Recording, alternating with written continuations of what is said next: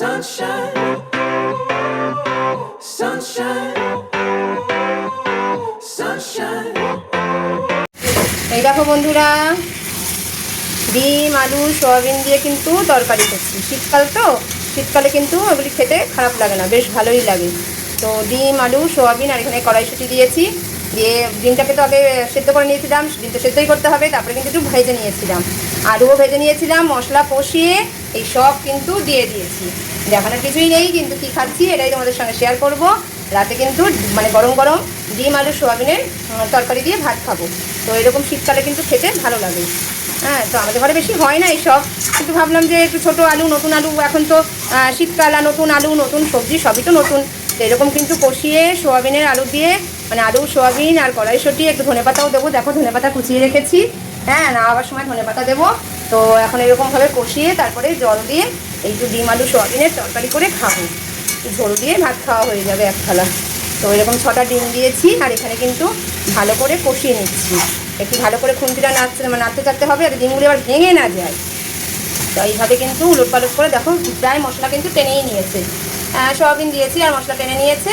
তো এখন আমি জল দিয়ে ফুটিয়েই কিন্তু এই তরকারি নামিয়ে দেবো। তোমরা কারা কি রান্না করছো একটু অবশ্যই কমেন্ট করে জানাও। প্রচণ্ড ঠান্ডা পড়েছে, তোমাদের ওখানে কার ওখানে মানে কার কার জায়গায় ঠান্ডা বেশি পড়েছে একটু কমেন্ট করো। আমাদের এখানে কিন্তু প্রচণ্ড ঠান্ডা পড়েছে, মানে সাংঘাতিক ঠান্ডাটা বেশ জমিয়ে পড়েছে। বোনের বিয়েও চলে গেছে, আর তারপরের দিন থেকে কিন্তু ঠান্ডাটা বেশ একদম জমিয়ে ঠান্ডা পড়েছে। তো আমি একটু এরকম রান্না করে নিচ্ছি। গরম গরম ভাত হয়ে গেছে আমার ওখানে, তাও দেখিয়ে দিচ্ছি। হাঁড়িতে এখানে গরম ভাত কিন্তু হয়ে গেছে, একদম ধোয়া ওটা গরম গরম সাদা ভাত হয়ে গেছে। আর এখানে একটু দুধ জাল দিয়ে রেখেছি, আর ওখানে কিন্তু আমি এখানে ডিম আলু সোয়াবিনের তরকারি করে নিচ্ছি। তো আজকে রাতের কিন্তু ডিনারে এটাই থাকবে। হ্যাঁ, কারণ এটা দিয়ে ভাত খেয়ে নেবো।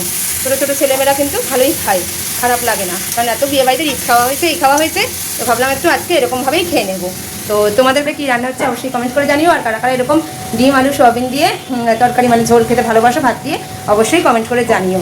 তো চলো আজকের মতন শুভরাত্রি, গুড নাইট। আমার রান্নার মেনুতে কিন্তু সোয়াবিন আলু ডিম দিয়ে একটা তরকারি আমি বানাচ্ছি, আর সেটাই কিন্তু আমাদের আজকে রাতের ডিনার। তো চলো বন্ধুরা, ভালো থেকো, সুস্থ থেকো, আর আমিও যেন ভালো থাকতে পারি, সুস্থ থাকতে পারি। আর ঠান্ডাটা কার জায়গায় কেমন পড়েছে অবশ্যই কিন্তু কমেন্ট করো। দেখো এত বড় বড় নোখ নিয়ে কিন্তু কাজ করতে খুবই অসুবিধা হয়, কিন্তু কিছু করার নেই, বিয়ে পারপাসে করেছিলাম। হ্যাঁ, কী করবো, থাক যতদিন আছে।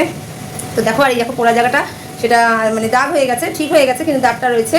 তো দেখো দু হাতেই কিন্তু নেলস এরকম বড় বড়। হ্যাঁ, দু হাতেই নেলস। তো নেলস নিয়ে কাজ করতে খুবই অসুবিধা হয়, জানো, মনে হচ্ছে নখই কেটে বেরিয়ে যাবে। যাই সবজি কাটতে যাচ্ছি মনে হচ্ছে নখটাই কেটে উড়িয়ে যাবে। তো যাই হোক, খুব সাবধানেই সেটা কাজ করছি। তো তরকারি বসিয়ে দিয়েছি, তরকারি হয়েও যাবে, জল দিয়ে ফোটালেই হয়ে যাবে, এটা দেখানোর কিছু নেই।